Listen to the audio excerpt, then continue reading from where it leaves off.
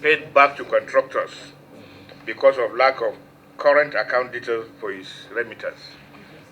Even at that time, does this sound serious to you or to anybody? You paid contractors their money. Now there is 1% stamp duty. After paying the contractors their money, you now recall the contractors, come and take your 1%. Now, the question I would like you to investigate, what evidence do you have, even at that time? And we're not so talking about 2020, we're not talking about 2021, we're not talking about 2023, no 2024, we're talking about 2019. Can you supply this committee with any evidence that even at that material time, that 1% was paid back to contractors? Can you give us any documentation that even at that material time of 2019, that it was paid back to contractors? So I look at this particular query and your reply. It creates an impression to me that you are not the one there. You are not the one. Probably both of you are not there. But please don't cover for some of these lapses. You know, it is very unintelligent answer for anybody who had been through a civil service or a contractor to believe that when contractors got their money and you now have 1% because you don't have the account details, you now say, contractor, come back. You have not received this 1% in addition to your contract funds.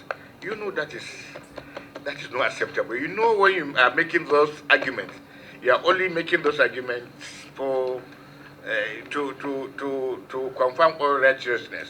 But this is not good enough. And I think you need go back, investigate, and making sure that these monies are paid. Probably these contractors are no longer alive. But because of the time lag, almost 5 years down the line, it's gone.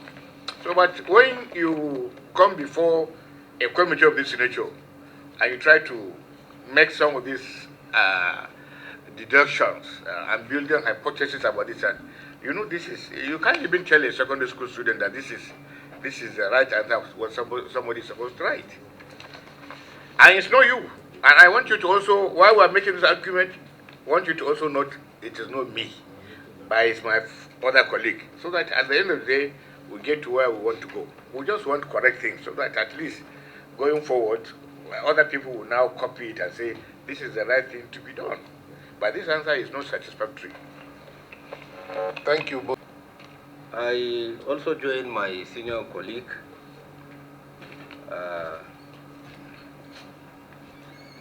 in asking this question. I agree with him that you are not the one then, just like we were not here. But management's response, letters are being written to all affected companies requesting refund of 1% stamp duties, which was inadvertently not deducted. When were these letters written, and is there any response from any of these companies? Thank you.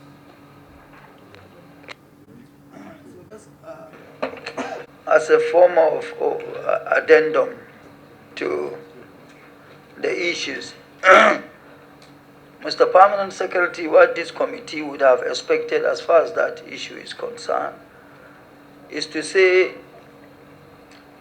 efforts have been put in place to recover from these contractors, and this is so far how far we have gone or we have gotten to.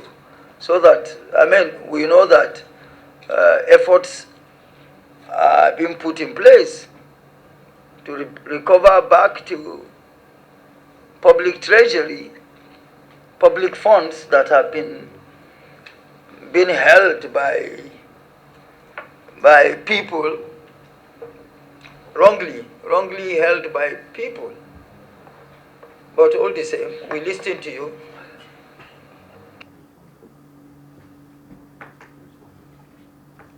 At the time, as a matter of fact, I was barely a permanent secretary even at this date. I think I became permanent secretary December 2019.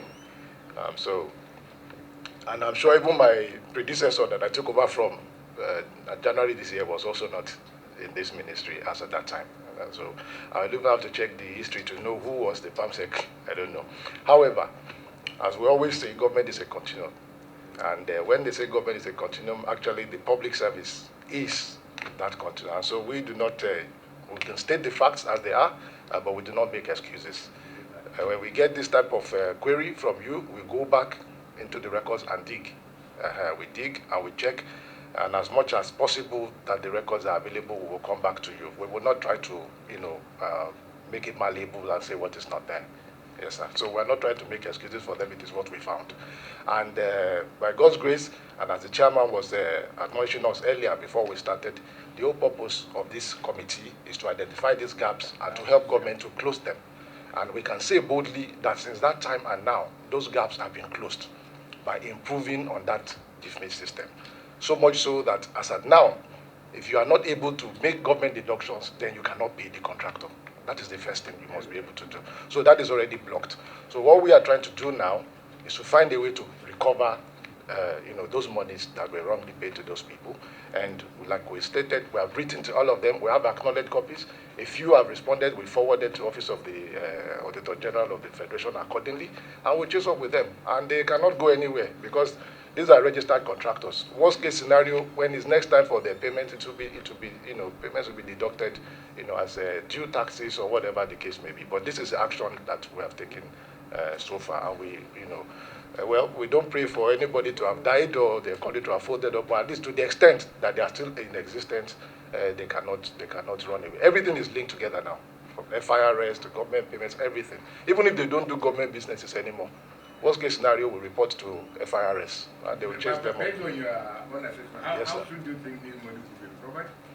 Or do you think you will now borrow government from your what?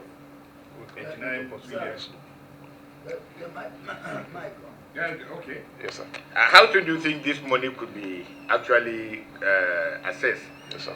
Or do you have any other subhead that you say, okay, government 89 million point something, you now recoup it back? No. It will be wrong for us to do that, in the sense that when government appropriates, you on behalf of government appropriate funds for us in the budget every year, you make these appropriations for us to make impact in that sector. So it will be wrong for us to now go and take that money to say we are returning to it. We won't make that. So it is those people, that must pay it back. That's why I was Yes, sir. to. How long do you Yes. think you get? So, well, we are on it. Once we continue to work together with, so like I said, even without stating it, we relate with them to say this is actions we've taken and so on and so forth. When we need to take more drastic actions, then we take it up to FIRS directly. If we see that there are not people that are coming to deal with us anymore, where we can take from their own money, then we escalate it to FIRS. Where any other places where they are dealing, they can, issue whether it's a debt note or whatever it is, they can issue to them. Yes, sir.